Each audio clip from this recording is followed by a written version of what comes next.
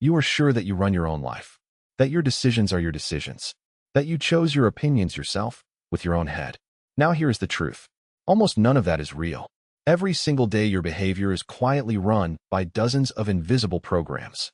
You cannot see them, but they pull the strings while you think you are deciding for yourself. They choose what you buy, who you trust, what you fear, and even how you feel about yourself. Psychologists gave these programs names. They found them in laboratories. They tested them on thousands of people. They rechecked them, argued about them, broke them apart, and put them back together.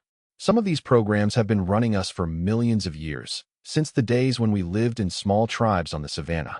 And today I will show you 50 of these effects. 50 hidden levers that control you every day. In the store, in an argument, in the mirror, inside your own head. When this video ends, you will start noticing them everywhere. And that is the whole point. Because the person who sees the levers stops being a puppet and finally grabs the handle himself. Let us start with the most painful one, with how you see yourself. Part 1. How you see yourself. Effect 1. Dunning-Kruger. The worse a person is at something, the more often he thinks he is a master. It sounds harsh, but it has been tested. In 1999, 2 scientists from Cornell University gave students tests in logic, grammar, and humor. And then they asked one simple question.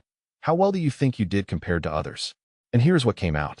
The weakest ones, the people at the very bottom, sincerely believed they were above average. And the strongest ones actually underrated themselves. Why does this happen? There is a cruel logic here. To notice your own mistake, you need the very same knowledge you would need to avoid it in the first place. The beginner does not see his holes, because he simply does not know where to look. His ignorance is blind in both directions.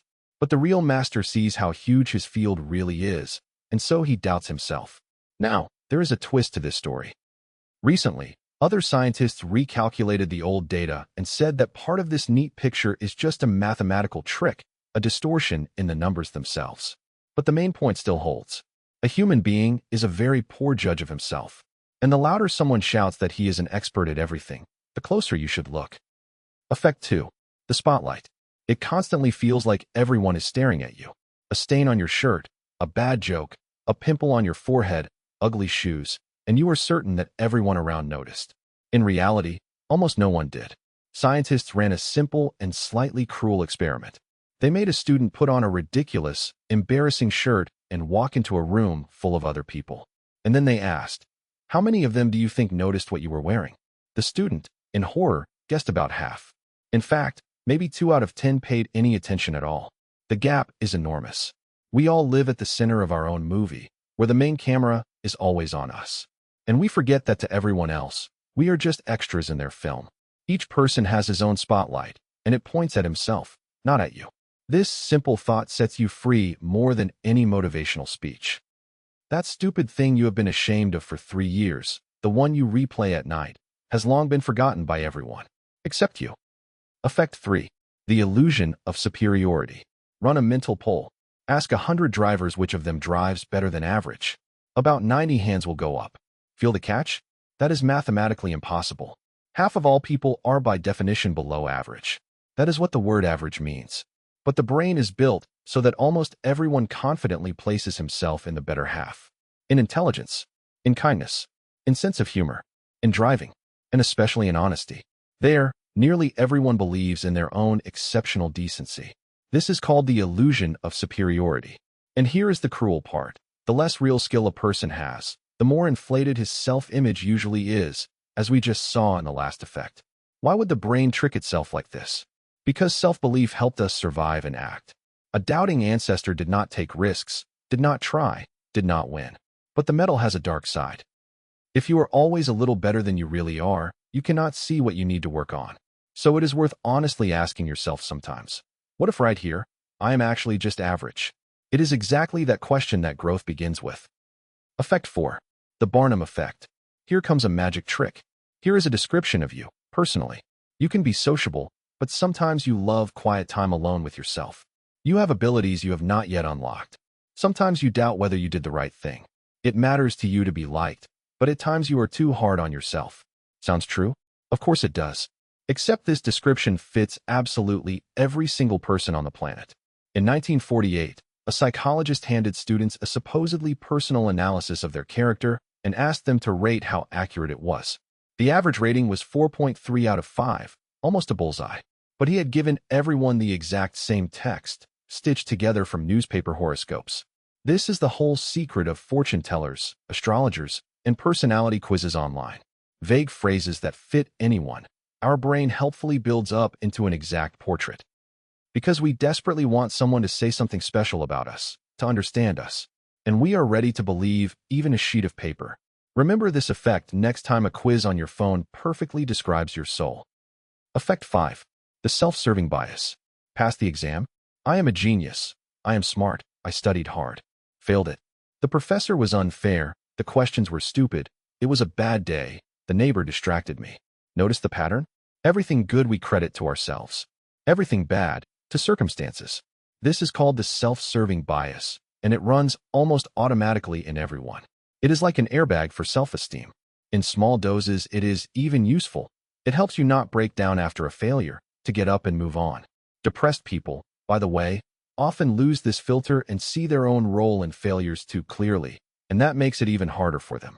But in large doses, this defense makes a person blind.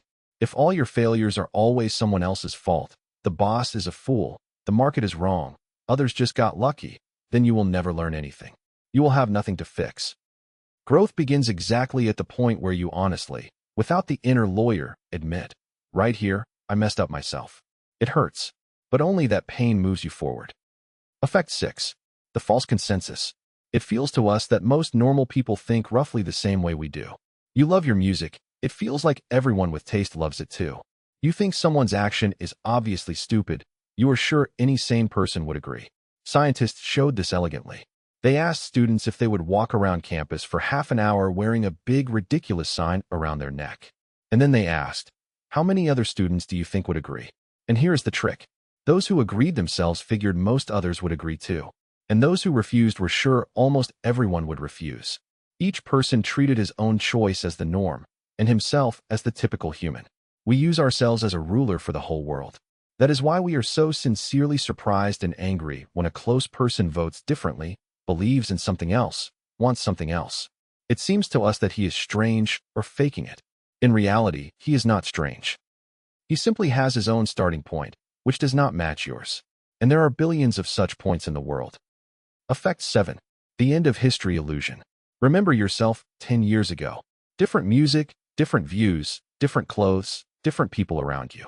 You changed a lot, right? And now the big question. How much will you change in the next 10 years? And here almost everyone answers, well, probably not much. I am basically formed now.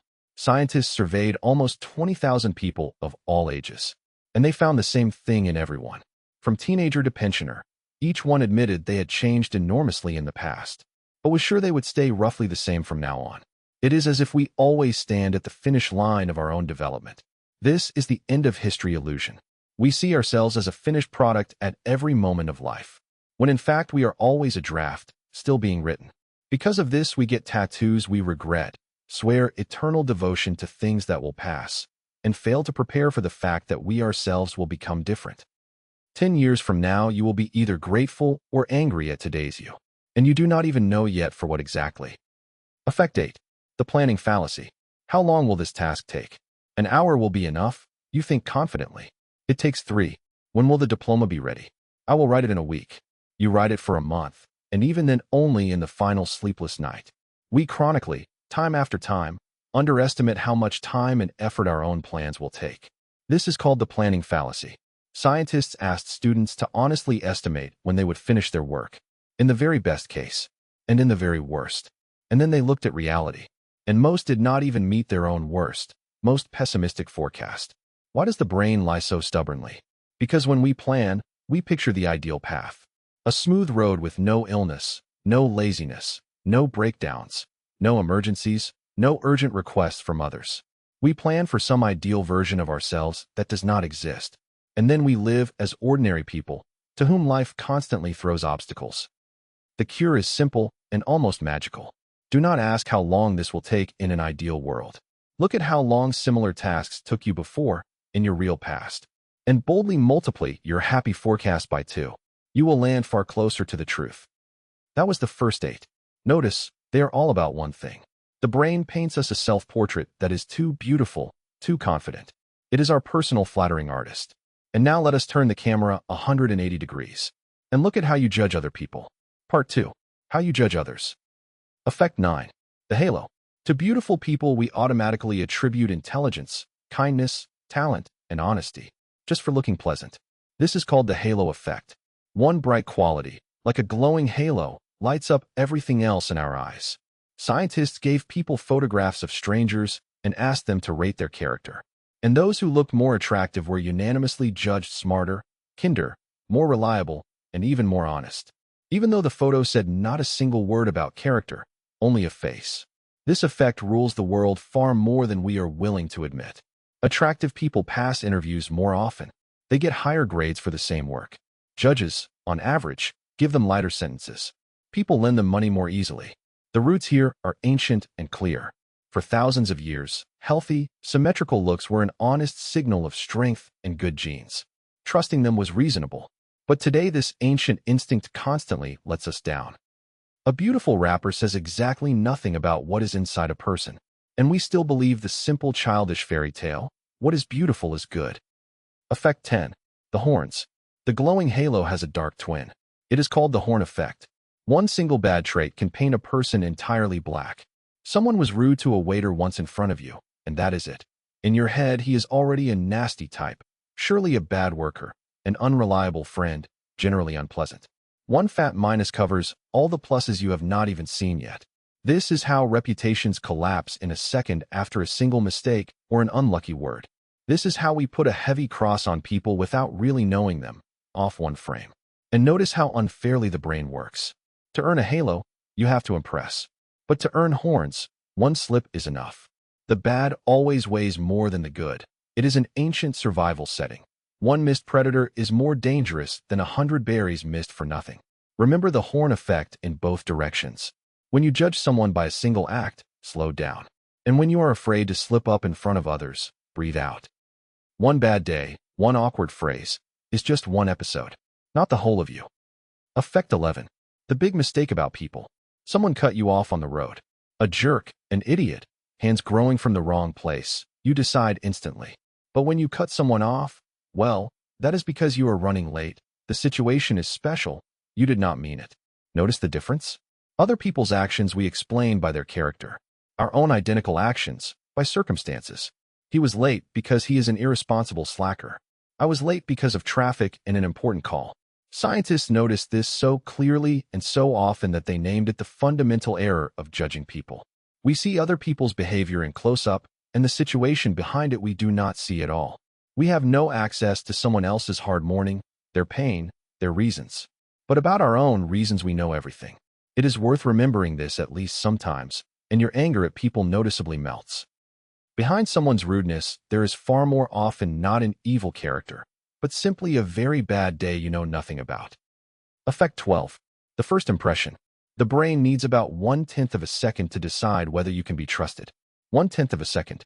Scientists showed people photographs of faces for just an instant, a flash. And that tiny moment was enough to pass a verdict. Reliable or dangerous, pleasant or not. And the most important part. If you then let people stare at the face as long as they like, their lightning-fast first conclusion barely changes. Then the most treacherous thing kicks in. This first impression starts coloring everything that comes after. If a person seemed good at first, you are inclined to forgive and excuse his later mistakes. If he seemed bad, you will look for a catch even in his kind deeds. Psychologists put it like this: the first word weighs more than the ones that follow. That is why the first seconds of any meeting, interview, or date matter so disproportionately much.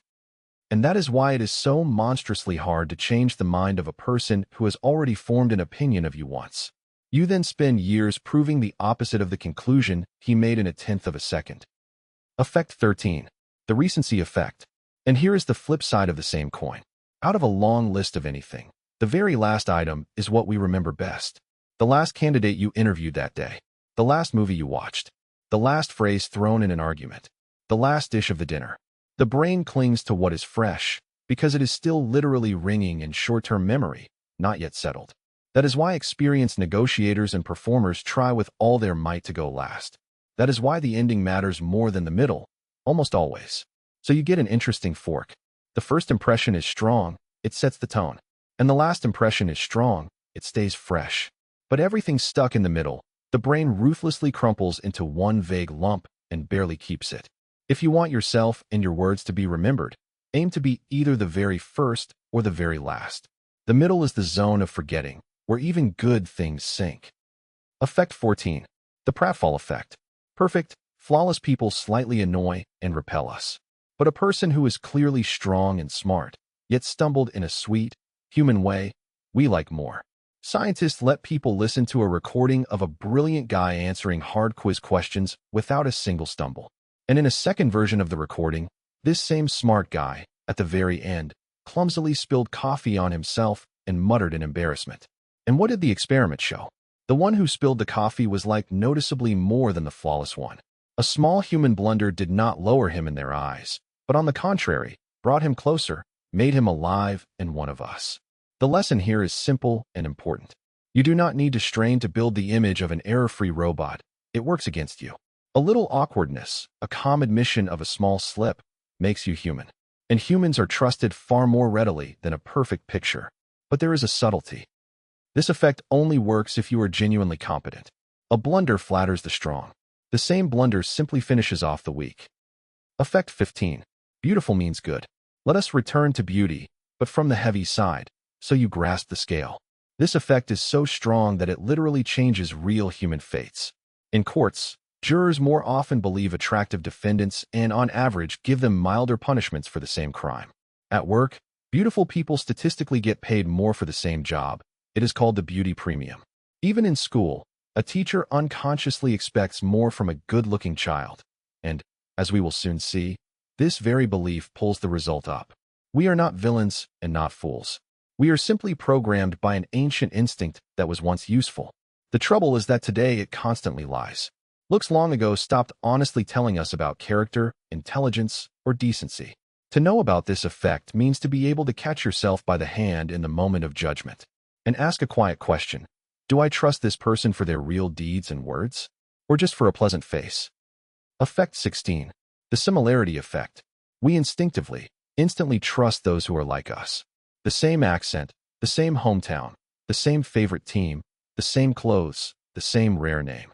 A tiny, random coincidence is enough, and suddenly a stranger is perceived almost as one of us.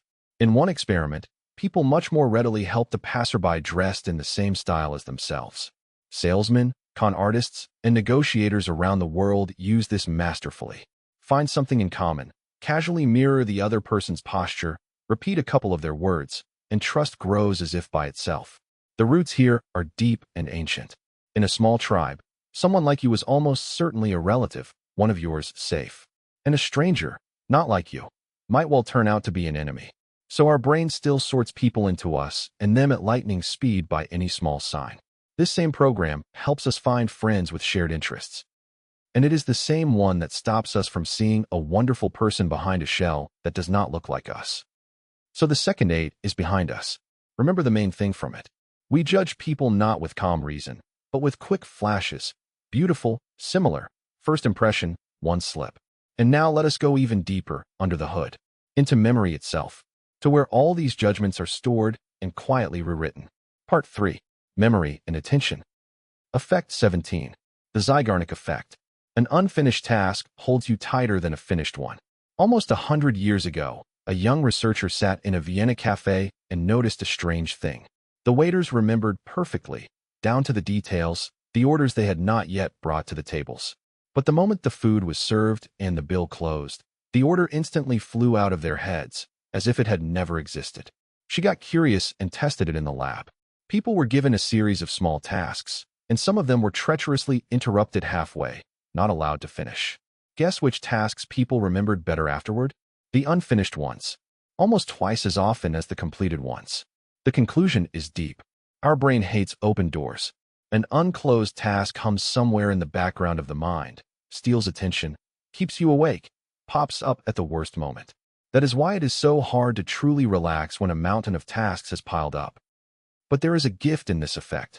For the brain to calm down, you do not have to finish everything right now. It is enough to write the task down and mark the very first concrete step. Amazingly, that is almost enough for the brain to breathe out and finally close the humming door. Effect 18. The peak end rule. We judge a past experience not at all fairly, not by the sum of all its minutes, but by just 2 points, the brightest moment and how it ended. Scientists ran an almost cruel but very telling experiment. They gave people an unpleasant medical procedure. One group got a short one, but with a sharp, painful finish at the very peak. The other group got a deliberately longer one, but with a soft, calm, fading end. By all logic, the second group should have had it worse. The pain lasted longer in time. But they remembered their whole experience as noticeably less agonizing, only because it ended gently. This knowledge flips a lot of things. A vacation with one wonderful last day will be remembered as wonderful as a whole, even if it rained in the middle. A hard conversation ended with a warm word and a hug will not poison the relationship. And a perfect evening ruined by a fight on the doorstep will be remembered as ruined. People around you do not hold your whole long path beside them in their heads. They remember peaks and endings. So be especially careful with how you end things. Meetings, conversations, days. And well. Effect 19. The forgetting curve. And now the bad news about your memory, which is worth getting used to. Already about an hour after you carefully learn something, at best half of it remains in your head. After a day, noticeably less. After a week, only sad crumbs may be left of unlived knowledge. This was measured more than 100 years ago. One stubborn scientist memorized meaningless syllables and meticulously tracked how fast they leaked out of memory. The resulting forgetting curve drops steeply, almost like a cliff in the first hours. It seems hopeless, but there is saving news too. Each time you pull the material out of memory again, the curve drops more slowly and gently the next time. Memory is not at all a bucket you fill once and forget. It is more like a fire you need to feed with wood from time to time. Read it and forgot it by morning. That is normal. All people work that way. But coming back to it after a day, then after a week, then after a month, and the knowledge stays with you for a long time. So do not cram everything in one night. Repeat in small portions, but with pauses. Effect 20. The isolation effect. In a long row of identical, gray, similar things, we remember exactly the one that stands out. Picture a list of a dozen similar words, where one is written in bright red. Guess which word people will recall first and most surely? The red one, of course. This phenomenon was named after the scientist who discovered it almost 100 years ago. The brain's logic is simple and economical. The monotonous it treats as background, spends no energy on it, lets it pass. But onto everything strange, bright, unexpected, standing out, it latches firmly. That is why advertising shouts, blinks, and breaks the rules. That is why a good teacher, in the middle of a boring topic, suddenly inserts a wild story or a joke, and it is exactly that piece the students will remember for years. And that is why, if you yourself want to firmly remember something, make it unusual in your head. Tie the boring dry fact to a bright, funny, absurd, even ridiculous picture. The dumber and stranger the image you invent, the tighter and longer it will sit in memory. Gray is forgotten. Strange remains. Effect 21. The generation effect. What you painfully dug out of yourself is remembered far better than what you simply read ready-made. Scientists ran a clear experiment. 2 groups were given words to learn. The first group just read ready pairs of words off a sheet. The second had to build the second word themselves, with effort, from a hint. And later, on the test, the second group remembered noticeably more. The small mental effort at the moment of learning is not a hindrance or a waste of time. It is the glue that sticks the knowledge to you. That is why passive reading and watching are almost useless for memory. The eyes glide over the lines. There is a pleasant sense of understanding in the head, and an hour later it is empty in there. And that is why a simple retelling works so powerfully. Close the book, turn away from the screen, and try to recall and say everything yourself in your own words. It will be unexpectedly hard and unpleasant. But it is exactly that difficulty that is the moment when knowledge truly grows into you. Do not underline in the book with a pretty marker. Pull the knowledge out of your own head. Effect 22. The misinformation effect. Your memory is not a video recording.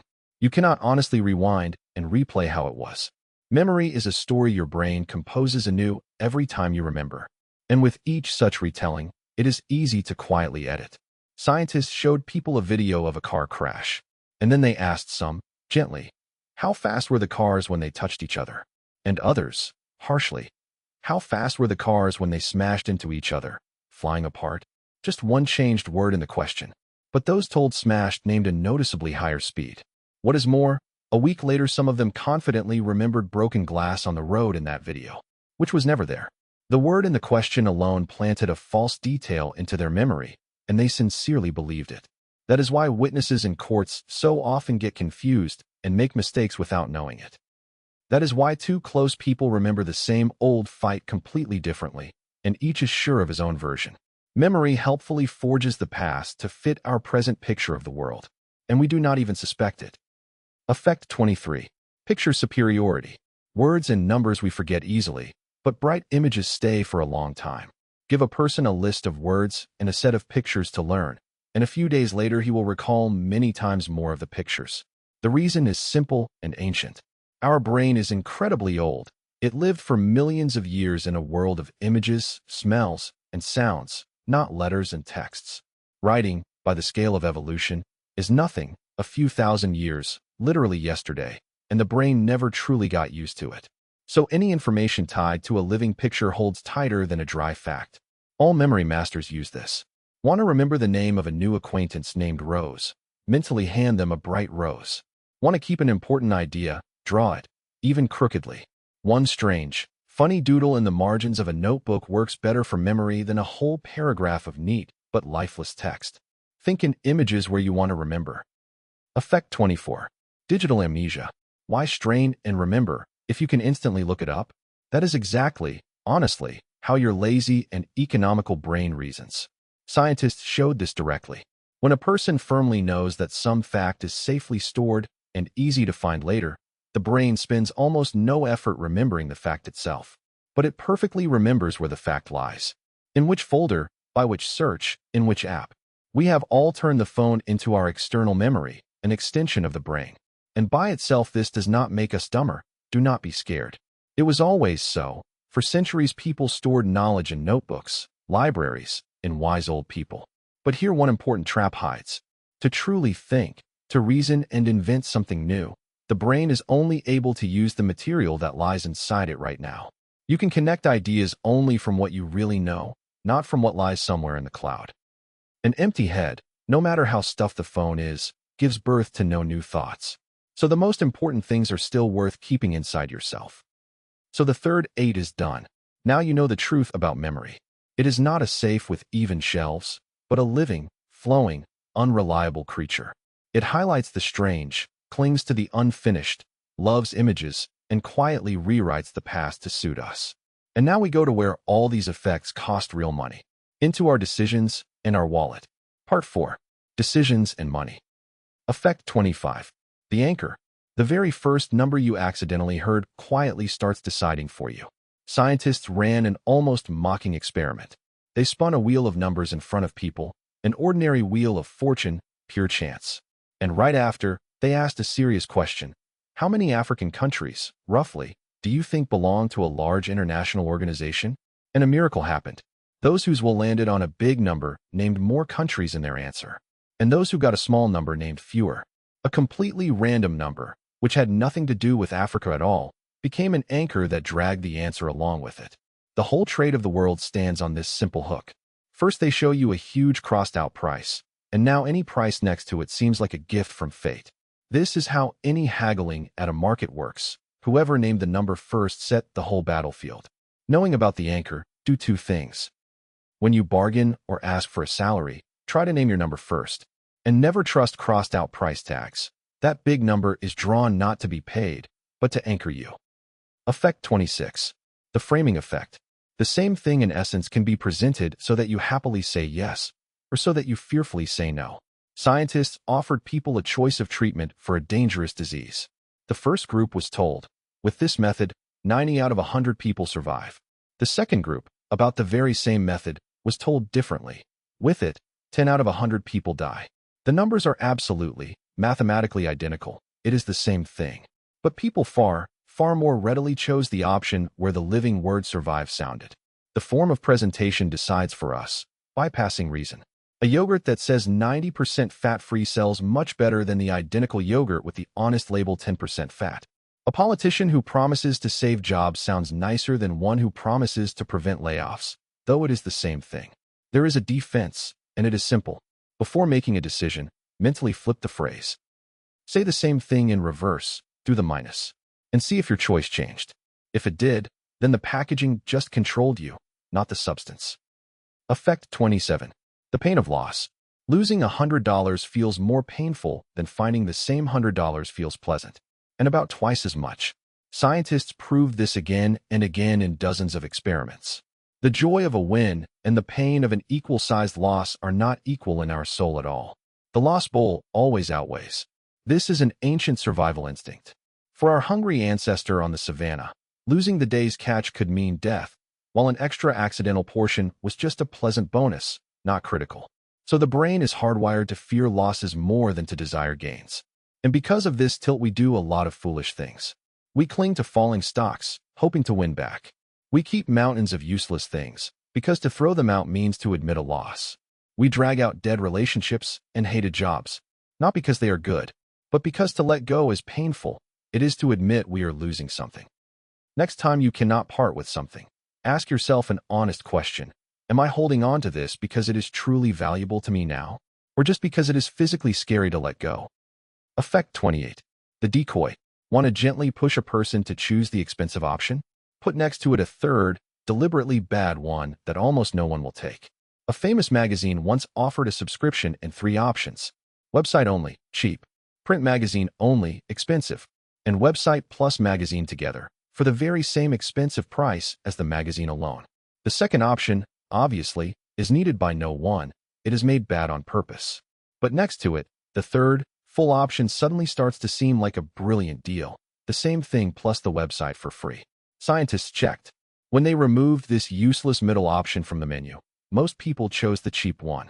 And when they put it back, most immediately rushed for the expensive combo. One single extra item on the menu sharply raised sales of the expensive one. This is the decoy. The third option exists in the world not for anyone to buy it, but only so that against its pitiful background, the other, expensive option looks like a smart and profitable choice to you.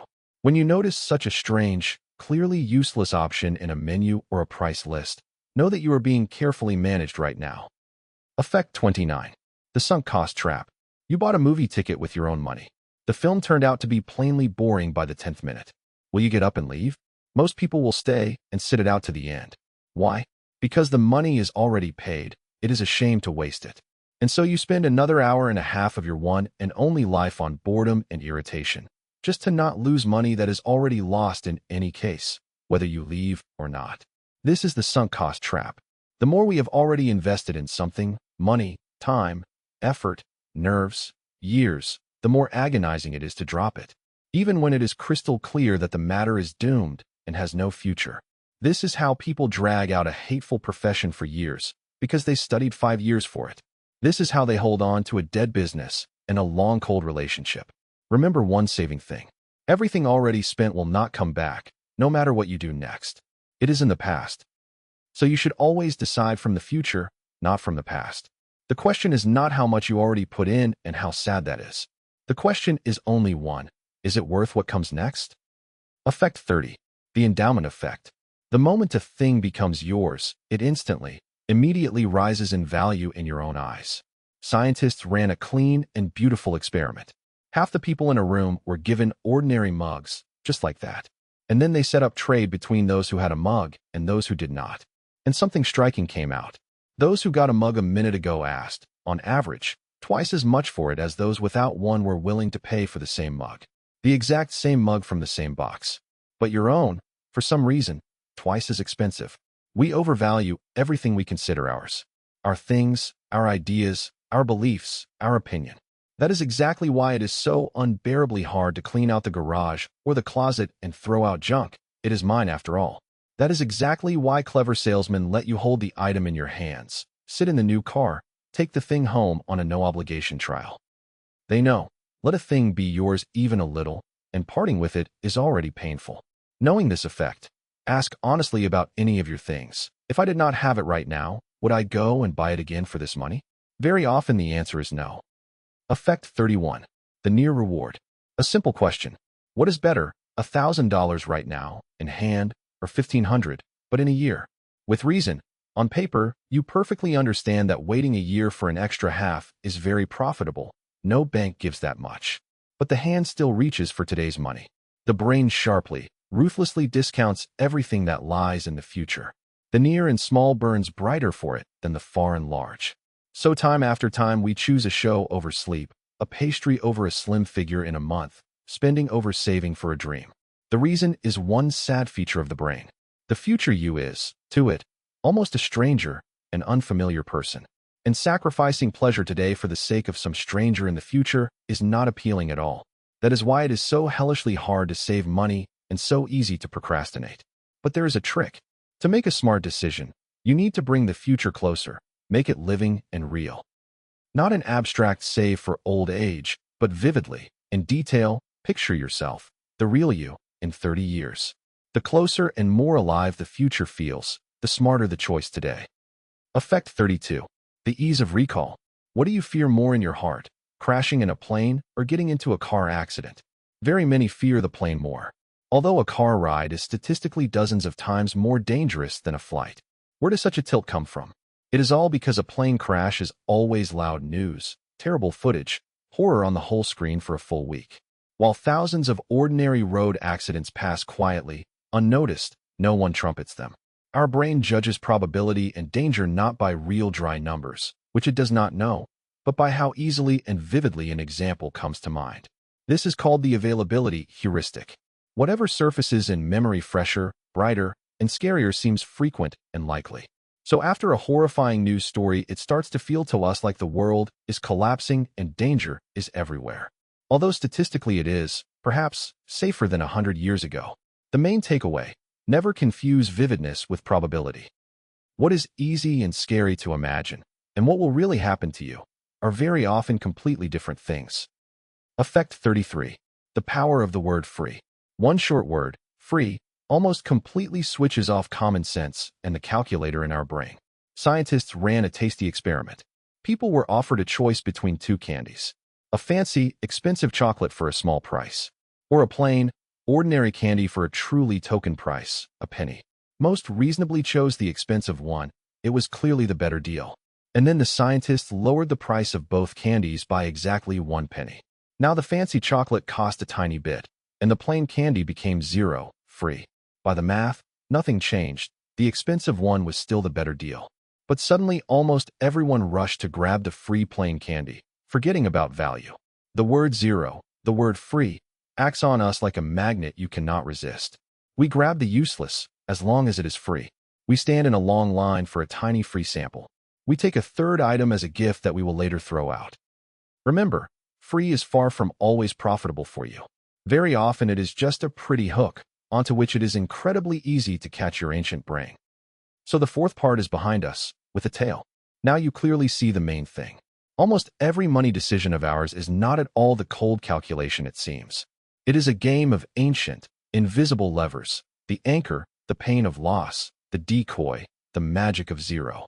And next comes the most powerful weapon of all: what other people do to us. Part 5. Social influence. Effect 34. The bystander effect. A person suddenly felt sick in the middle of the street. Where does he have a better chance of getting help? In a buzzing crowd, or when only a single passerby is near? Common sense shouts. In the crowd, of course, there are so many people. And psychology long answered the exact opposite. The more people around, the smaller the chance that anyone helps exactly you. The terrible logic of diffused responsibility kicks in. Everyone in the crowd thinks to himself, there are plenty of people around. Surely someone has already called an ambulance. Someone more competent will help. And in the end, all thinking this at once, absolutely no one does anything. This was called the bystander effect, and for years it sounded like a verdict on human indifference. But here an honest and important correction is needed. Recently, scientists pulled up and reviewed hundreds of recordings of real street conflicts from security cameras. And it turned out, when the danger is real and obvious, in the overwhelming majority of cases, 9 times out of 10, someone among the passers-by does step in and help. So people are not nearly as cold as the old theory frightened us. But the practical conclusion for you stays iron. If you are the one in trouble, do not shout into the crowd at all, into the void. Point your finger at one specific person and ask him personally for help. You, in the blue jacket, call an ambulance. Then the responsibility instantly becomes his personal one, and he will help.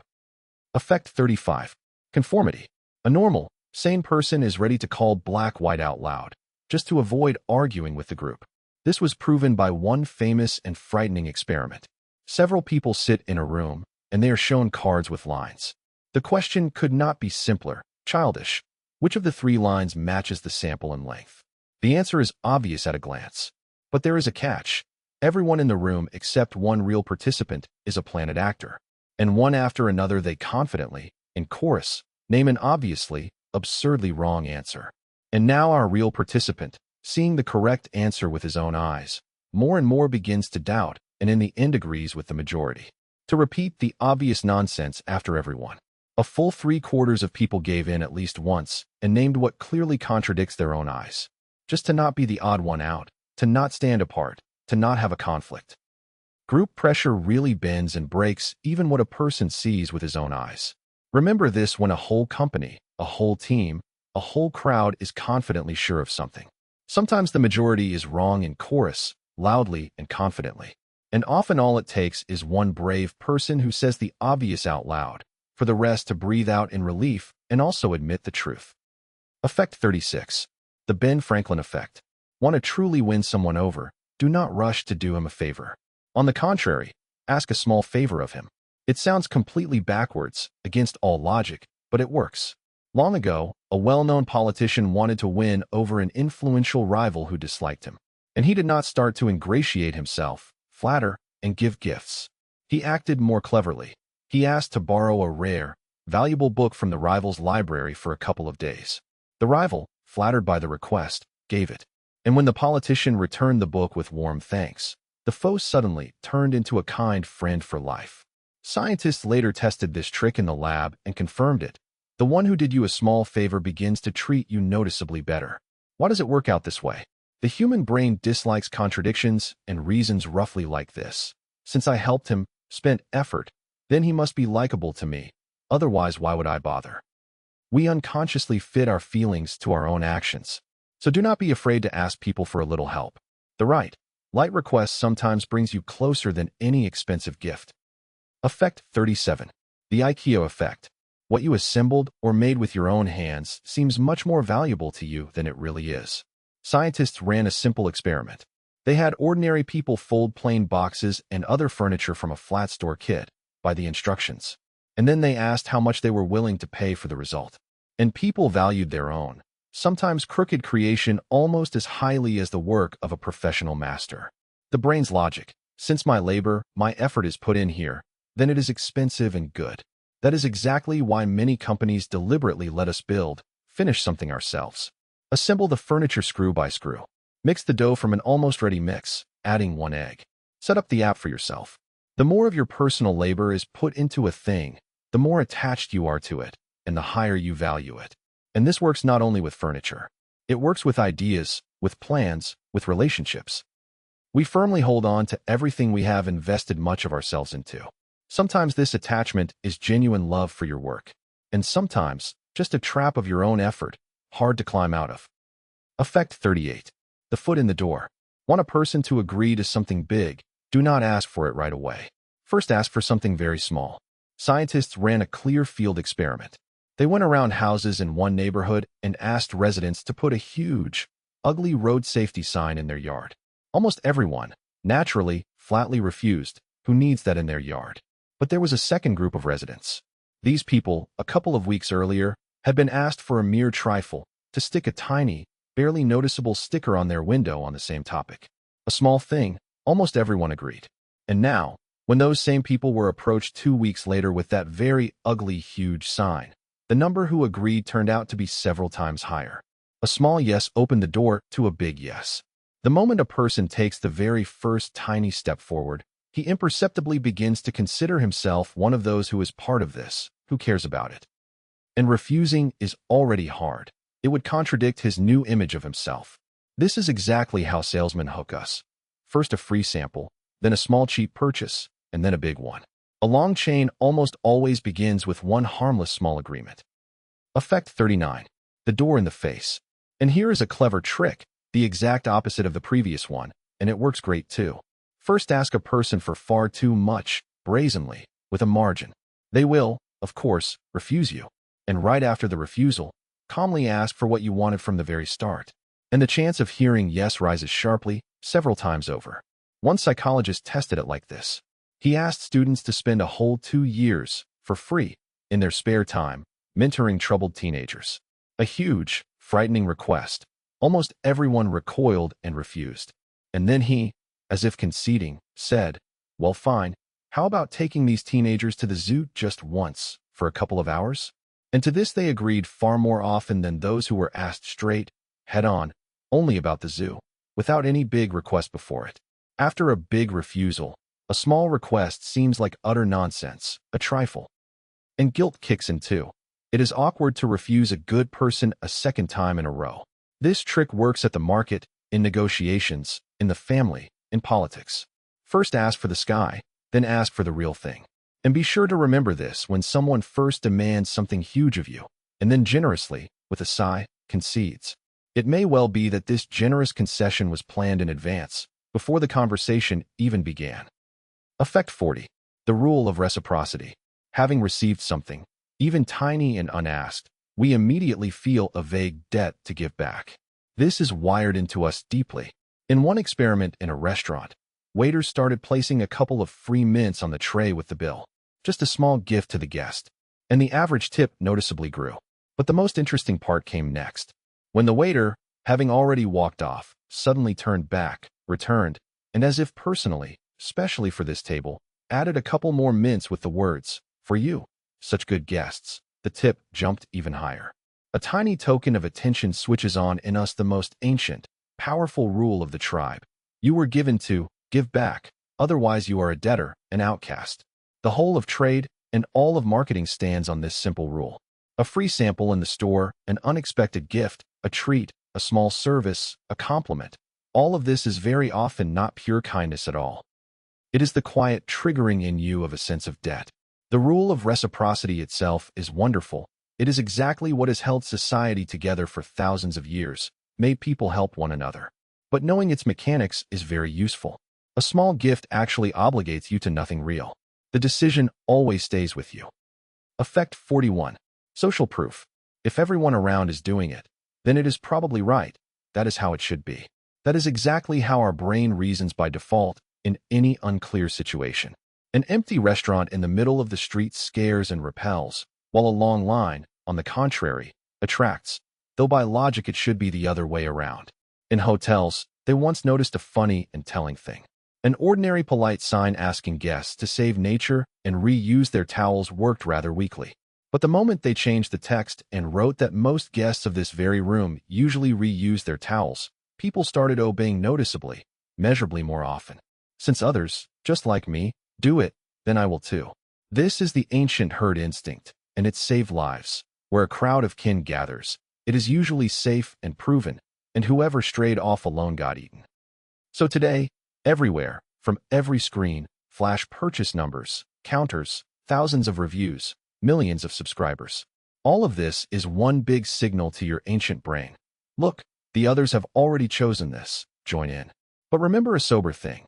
What is popular in mass is far from always good for you specifically. Sometimes the whole crowd runs into a pit just because someone ran first. Effect 42. The mere exposure effect. The more often you see something, the more you like it. With no reasonable cause, on its own. Scientists showed people meaningless, unfamiliar symbols, characters, made-up words. They just flashed them before their eyes again and again, some more often, some less. And then asked which one seemed more pleasant. And people confidently chose exactly the ones they had seen most often, although they knew and could know absolutely nothing about them. The ancient brain's logic is simple. Familiar means already proven. It did not kill me last time, safe. But the new, the unfamiliar, is a potential threat, be on guard. That is why a song stuck in your ears, at first even annoying, suddenly becomes your favorite a month later. That is why advertising often does not convince you of anything at all, gives no arguments. It does not need to. All it needs is to be in front of your eyes, to become familiar. And that is exactly why people we simply see often, a neighbor, a colleague, a person on the bus, gradually, with no effort, become more likable to us. Closeness and liking are born from simple repetition. Want to quietly grow closer to someone? Just cross their path more often, unobtrusively. So the fifth part is behind us. Remember the main and slightly alarming thing from it. Almost everything that looks like your free, personal choice among other people, someone has long known how to switch on in you with a simple press of an invisible button. And now, the finale. The most subtle and the deepest. What controls your feelings, your beliefs, and your desires from inside yourself? Part 6. Emotions and Motivation. Effect 43. The Hawthorne Effect. People start working and trying harder simply because they are being watched. Long ago, at one large factory, scientists set up a study. How does the brightness of lighting affect worker productivity? They made the light in the shop brighter, output rose, all logical. Then, to check, they made the light dimmer instead, and output rose again. Whatever they changed, in any direction, people somehow only got better, they worked harder. The answer was not in the bulbs at all.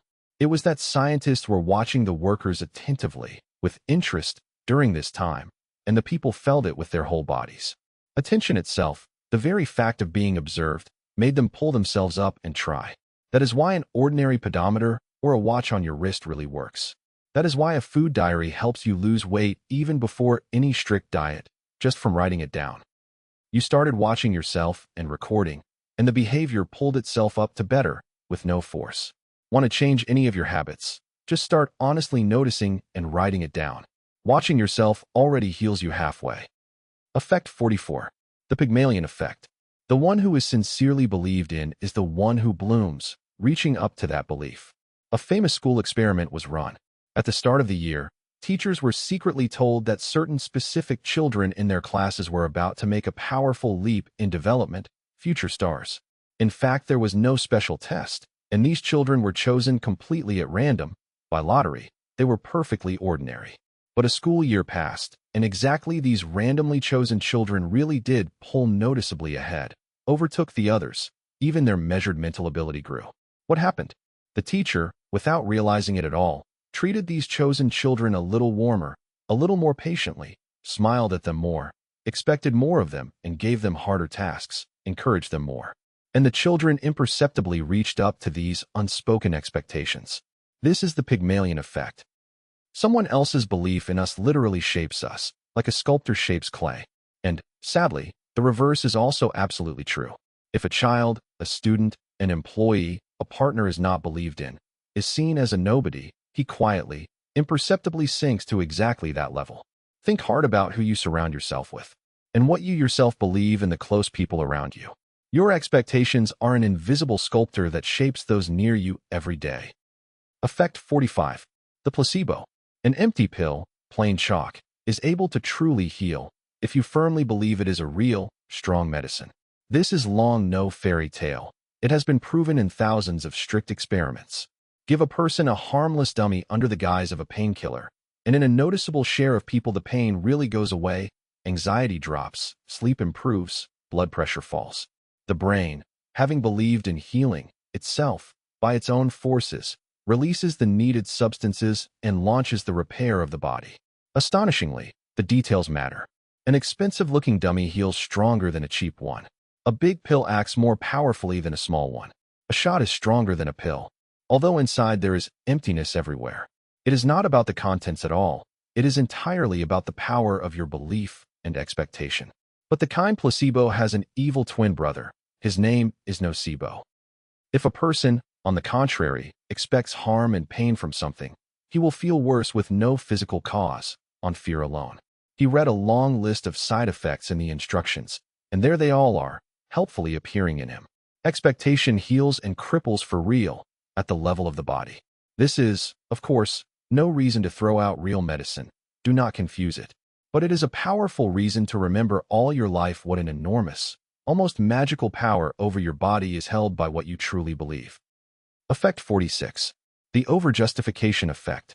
Want to reliably kill a person's living love for an activity? Start paying him for what he used to do before with sincere joy, for free, for the soul. Scientists ran a sad and instructive experiment. They watched children in a kindergarten who adored drawing. Just for the sake of pure pleasure, you could not drag them away from the paints. Then some of these children began to be given a nice reward, a certificate, for each drawing made. The children tried even harder. And then the reward was suddenly removed. They stopped giving it. And what happened? These children began to draw noticeably less often, and with none of the former spark in their eyes. The external pay, the reward, crowded out, killed their inner, natural interest. Before, they drew because it is fun and they like it in itself. And now, in their heads, they drew for the prize. No prize, no point in trying. This is the insidious trap of substituted motivation. Be very careful turning a beloved hobby into a source of income, into an obligation.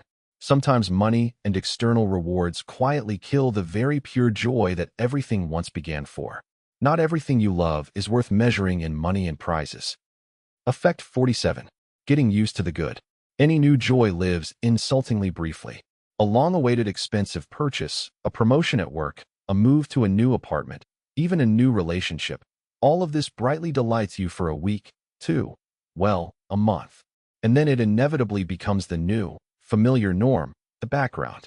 And you again feel a slight emptiness and want more, the next thing. Scientists ran an honest and sobering comparison of two completely different groups of people. Those who suddenly won a large sum in the lottery, a dream, and those who suffered a severe injury and lost the ability to walk forever. It would seem the gulf between them is infinite. But here's what time showed. About a year later, the overall level of happiness in both these groups had shifted noticeably back toward the level they had before the event. The winners got used to the money, the injured adapted to the new life. We get used to almost everything in the world, both great luck and great misfortune. This is at once our salvation and our curse. Salvation, because time makes almost any pain and loss quieter, more bearable. You get used to it and live on. And a curse, because the eternal chase for a new purchase, a new achievement, never truly satisfies. The joy fades fast. Real joy, it turns out, is not in endlessly getting more new things, but in the rare ability to notice and value the good you have long gotten used to and stopped seeing. Effect 48. The myth of willpower. For a very long time, both scientists and everyone around believed that willpower works exactly like a muscle, that it has a limited reserve of energy for the day, that it tires and depletes from every effort, from every temptation you resisted, and that by evening, having spent it all, you are physically unable to control yourself, hence the night breakdowns on food and shows. Everyone adored this beautiful idea. It explained and excused everything. But then came a harsh moment of truth, a test, a huge, honest study, involving more than 20 different laboratories around the world, tried to carefully reproduce this famous effect of willpower depletion on thousands of people. And it could not. The effect simply did not appear. Willpower stubbornly refused to behave like a melting, tiring muscle.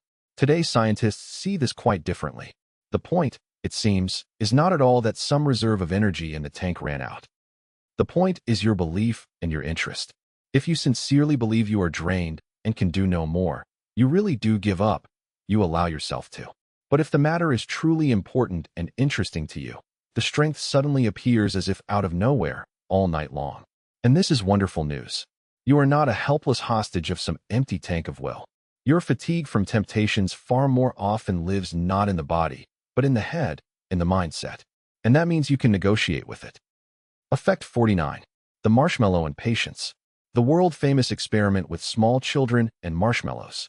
A single sweet marshmallow is placed in front of a child, and they are told, you can eat it right now, or you can wait a little, hold on while I step out, and then you will get two. And the adult leaves. For years, a loud, beautiful conclusion was drawn from this experiment.